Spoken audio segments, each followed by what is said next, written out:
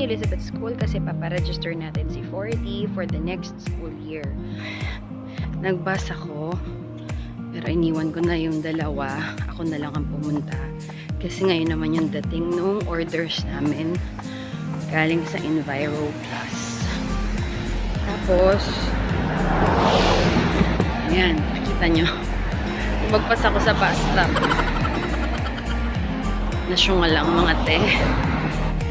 Punta pala ako sa Anglophone School District dito sa may Queen Elizabeth. Ayan. Nandito kasi yung meeting ko. I-register natin si 4D para sa next school year. And then dito yung mga requirements na kailangan ko. Need nila yung requirements, birth certificate, COPR mo, yung resibo mo sa Medicare, passports, original birth certificate. Parang pwede na yata akong tumawid dito. Siguro ko tumawid dito.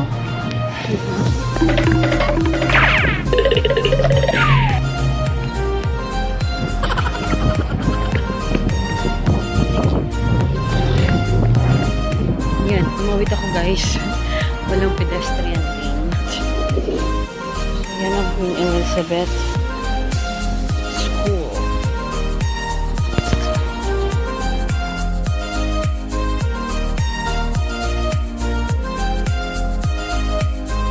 So, andito tayo medyo maaga. 8:30 yung time natin, pero hindi tayo na 8 o'clock.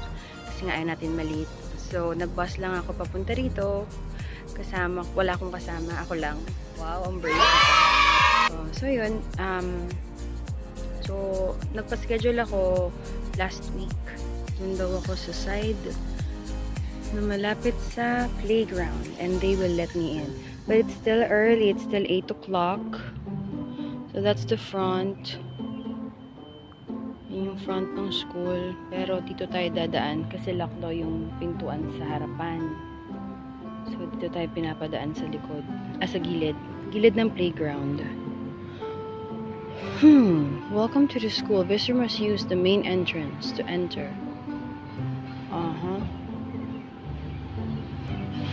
Actually here.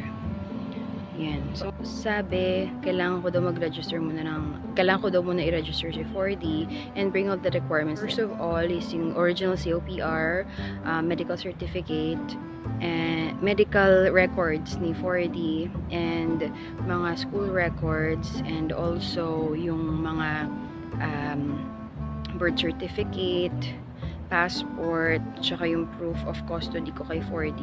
Yan, tara, samahan niyo ako. Nandito ako ngayon sa 31 Lynch Street, dito sa Moncton, New Brunswick. Wait mode tayo. Wala pa yatang tao. 8 o'clock pa lang kasi. So, nandito tayo ngayon. Yan. Nakasara yung side door nila. Sabi sa side door. Pero, wala man tao. Gantay muna tayo until 8:30.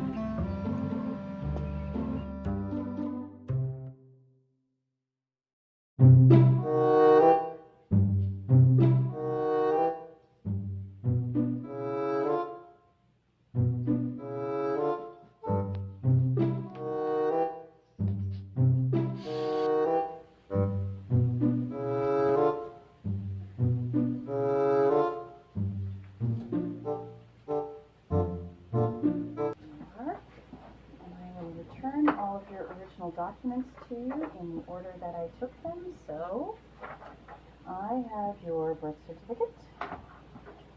Do you want to put them back in your fantastic folder? I'm very impressed with how organized you are. Do you want that in there? And next was the proof of legal status. So there are 3 original documents. That's a great folder. Did you bring that from the Philippines? Yeah. Okay. That's 3 very important documents.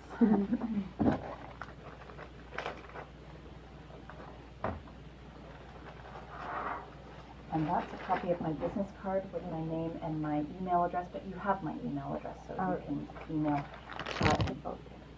But once you have your Medicare card, call 811 and say you need a family doctor. Okay. That's how you register for the family doctor. Okay. And they'll give you choices. They'll say, do you want a male doctor or a female doctor? Okay. You say, either one. Do you want an older doctor or a younger doctor? Either one. It took me 2 years to get a family doctor. Really? Yes.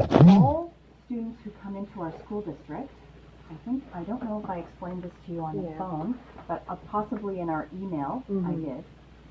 This is our school district website. You can see a map of the province of New Brunswick. This is the north, west, south, and this one here is the Anglophone East. Okay. This red one. We have 38 schools in our school district. Lou McNairn is just one of them. Okay.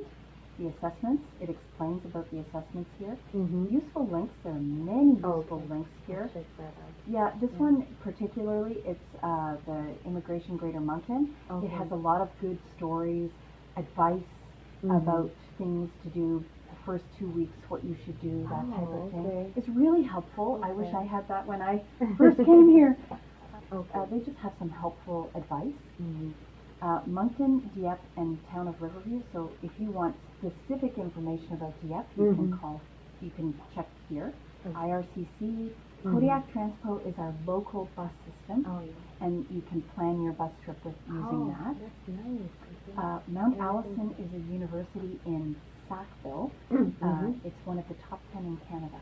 Oh, okay. Yeah, ask questions. So if you go home and your husband says, well, what did they say about this or this?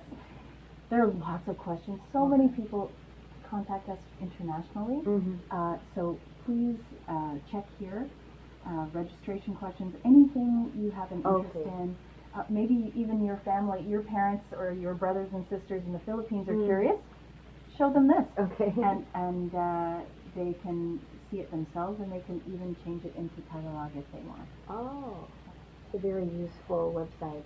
It really is. You can find a lot of information here. So it's updated every day. Yes, it is. For example, the cancellation of classes. Absolutely, it is. And on the sheet that has the, you can see this, it has the website, or just Google Anglophone East. It's really easy. And there's a snow line number. So the snow line number explains whether school is open or closed. Yeah. Make sure he dresses for the weather, because they go outside, whether it's plus 20 or minus 20. Okay. Yeah. My neighbor told me about that. You have to buy some snow pants, snowsuit, and jacket. Yeah. Winter boots, gloves, hat, scarf. Do they have to bring that every day, or there's a locker? They don't have a locker at this age. They have hooks because it's easier for them to just hang it on a hook. But they have bins where they put their lunch, and they have an area where they keep their school supplies. So it teaches them to be organized. Hello mga Fracers! Tapos na kami mag-register dito sa school ng Queen Elizabeth.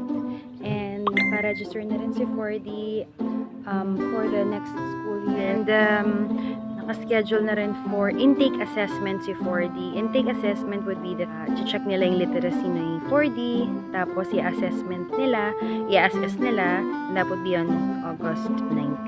So, let's go home now and uwi na tayo, and I will be taking the bus number 72 going back to Champlain Mall.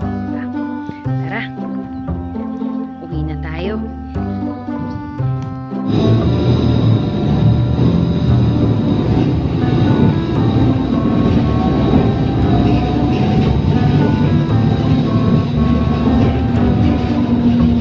Grabe, napakainit. Kasi yung tagal ng bus inaantay pa kami sa darating yung Enviroplus. So, kailangan ko nang umuwi. Ang init Tirik na tirik ang araw. Yan, pag wala kang kotse, lakad. Itong lakad natin 1 kilometro din. Mga 1 kilometer pa uwi. So, nakatalokbong ako ng jacket. Kasi, tindi ng sikat ng araw. Mahirap ka makapag-appointment sa family doctor. So, binigyan niya ako ng tip. If ever daw may dumating, ay may dumating na yung medicard namin.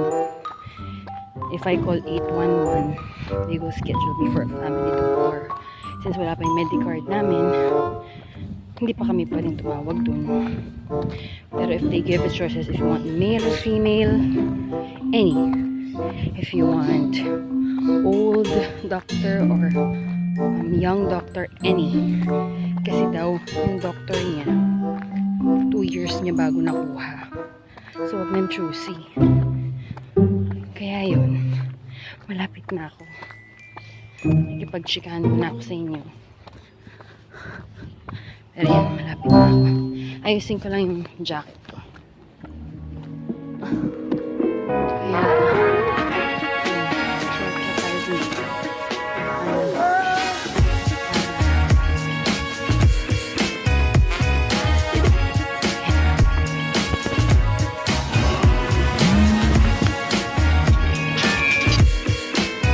Hello. Hi. Yeah, I'm here at the back end of, yeah.